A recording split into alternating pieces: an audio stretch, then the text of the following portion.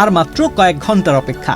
আগামীকাল সোমবার সকাল 10টায় প্রকাশ হবে 2026 সালের এসএসসি ও সমমান পরীক্ষার ফলাফল।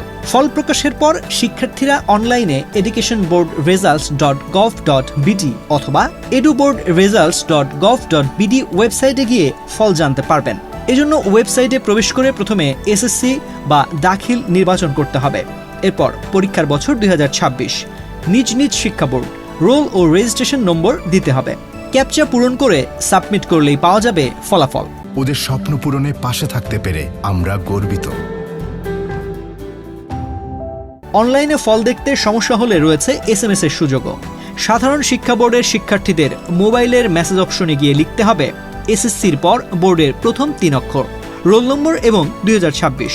উদাহরণস্বরূপ বলা যায় SSC space DHA space roll number space 2026। এই মেসেজ পাঠাতে হবে 16-140 নম্বরে। আর কারিগরি শিক্ষা বোর্ডের ক্ষেত্রে লিখতে হবে SSC space TEC space role space 2026 এবং পাঠিয়ে দিতে হবে 16-222 নম্বরে।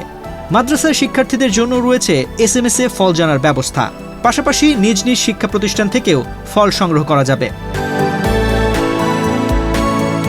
চলতি বছরের এসএসসি ও সমমানের পরীক্ষা শুরু হয়েছিল 21 এপ্রিল।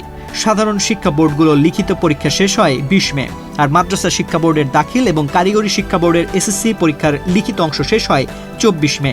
সাধারণত এসএসসি ও সমমান পরীক্ষার ফল লিখিত পরীক্ষা শেষ হওয়ার 60 দিনের মধ্যে প্রকাশ করা হয়। সেই হিসেবে গত 20 জুলাই ফল প্রকাশের কথা ছিল। তবে নির্বাচিত সময়ের প্রায় 3 সপ্তাহ পর এবার ফল প্রকাশ করতে যাচ্ছে শিক্ষা বোর্ডগুলো। এবছর এসএসসি ও সমমান পরীক্ষায় অংশ নিতে মোট 18,57,344 শিক্ষার্থী ফর্ম পূরণ করে। এর মধ্যে সাধারণ 9টি শিক্ষা বোর্ডের অধীন এসএসসি পরীক্ষায় অংশ নেয় 14,18,398 জন।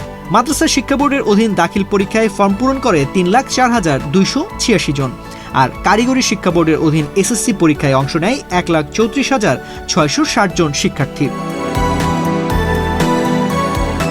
এখন ফল প্রকাশের পালা। সকাল 10টায় একসঙ্গে খুলবে ফলাফলের দরজা। কারো হাতে আসবে কাঙ্ক্ষিত সাফল্যের খবর, আবার কারো সামনে খুলবে নতুন পথের হিসাব। তানজির রহমান, বাংলাদেশ প্রতিদিন।